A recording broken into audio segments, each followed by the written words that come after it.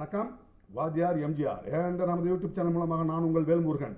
தமிழ்நாட்டிற்கு 2 நாள் சுற்றுப்பயணமாக வருகை புரிந்துள்ள மரியாதைக்குரிய பாரத பிரதமர் திரு மோடி அவர்களை வரவேற்று திருச்சி விமான நிலையத்தில் மரியாதைக்குரிய கழக பொதுச் செயலாளரான நடப்பாடியார் அவர்கள் தமிழ்நாட்டின் நலன் கருதி, குறிப்பாக விவசாயிகள் மற்றும் இளைஞர்கள் தொழில்துறை நலன் கருதி 3 கோரிக்கைகள் அடங்கிய மனுவை வழங்கினார். வங்கிகளில் விவசாயிகள் கடன் பெற செல்லும் பொழுது அவருக்கு சிபில் ஸ்கோர் என்பதை காரணம் காட்டி கடன் வழங்க சில வங்கிகள் மறுப்பதால் விவசாயிகளுக்கு கடன் வழங்குவதில் சிபில் ஸ்கோர் என்பதை விலக்கு கொடுத்து அவர்கள் கேட்கின்ற அந்த கடனை வழங்க வேண்டும் என்பது முதல் கோரிக்கையாகவும், காவிரி கோதாவரி அந்த நதிகளை இணைப்பதன் மூலம் பல மாநிலங்களுக்கு நதிநீர் பிரச்சனைகள் தீரும் என்பதால் அந்த கோரிக்கையை வலியுறுத்தியும், 3வது இளைஞர்கள் நலன் சார்ந்து தொழில்துறை வளம் சார்ந்து டிஃபென்ஸ் காரிடார் சென்னை, திருச்சி, சேலம், கோவை மற்றும் ஒசூரில் அமைக்க வேண்டும் என்ற முத்தான 3 கோரிக்கைகளை வைத்தார் என்று சொன்னால்,